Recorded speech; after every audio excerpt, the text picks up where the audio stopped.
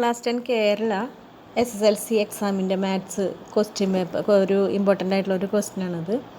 If x-1 is a factor of the second degree polynomial p of x equals ax square plus bx plus c and p of 0 equals minus 5, what is the value of c? ഇതിൽ ആദ്യമേ തന്നെ first degree polynomial എന്താണെന്നറിയണം. First degree polynomial എന്ന് പറഞ്ഞാൽ AX + B, എക്സിന് power 1 ആണ്. അത് നമ്മൾ 1 എഴുതാറില്ല സാധാരണ. അപ്പോൾ AX + B എന്ന് എഴുതിയാൽ അത് ഫസ്റ്റ് ഡിഗ്രി പോളിനോമിയലാണ്. സെക്കൻഡ് ഡിഗ്രി പോളിനോമിയൽ എന്ന് പറഞ്ഞാൽ എക്സിന് സ്ക്വയറാണ് വരേണ്ടത്, AX² + BX + C അങ്ങനെ വരും. തേർഡ് ഡിഗ്രി പോളിനോമിയൽ എന്ന് പറഞ്ഞാൽ AX³ + BX² + CX + D അങ്ങനെയാണ് തേർഡ് ഡിഗ്രി പോളിനോമിയൽ. ഇനി ഒന്നാമത്തെ ക്വസ്റ്റ്യൻ നോക്കിയാൽ what is the value of C ഈ പോളിനോമിയലിൽ. ഈ പി ഓഫ് എക്സ് എന്ന് പറഞ്ഞാൽ AX² + BX + C and P of 0 -5 എന്ന് പറഞ്ഞിട്ടുണ്ട്. അപ്പോൾ പി ഓഫ് 0 എന്ന് പറഞ്ഞാൽ അതിൻ്റെ അർത്ഥം നമ്മൾ എക്സിന് പകരം ഏതിടണം, 0 ഇടണം. അപ്പോൾ A × x² പകരം 0², A × 0 എന്ന് പറയുന്നത് 0 പ്ലസ് B × x, അതായത് B × 0 എത്രയാണ് 0 പ്ലസ് C ഈക്വൽസ് -5. അപ്പോൾ കിട്ടിയോ? C എന്ന് പറയുന്നത് എത്രയാണ്, -5. ഇനി പ്രൂവ് ദാറ്റ് A + B = 5 ആണെന്ന് നമ്മൾ പ്രൂവ് ചെയ്യണം. നമുക്ക് എങ്ങനെ പ്രൂവ് ചെയ്യാൻ പറ്റും? x-1 is a fact. Prove that A + B = 0. അപ്പോൾ നോക്കിയാൽ P of x equals AX² + BX + C ആണ്. അപ്പോൾ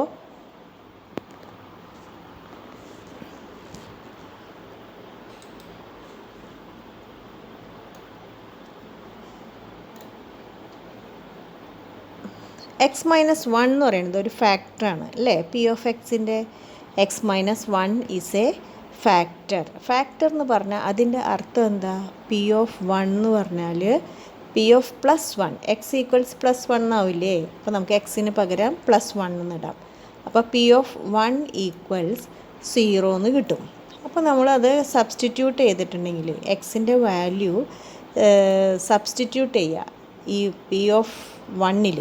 അപ്പോൾ A × 1² + B × 1 + C equals A എന്ന് പറയുന്നത് A × 1 A തന്നെ പ്ലസ് B പ്ലസ് സിക്ക് നമുക്ക് -5 അല്ലേ, പ്ലസ് -5 രണ്ടും കണ്ട പ്ലസ് ഇൻറ്റു മൈനസ് എന്ന് പറയുമ്പോൾ A + B -5 = 0 എന്നാണ് പറയുന്നത്.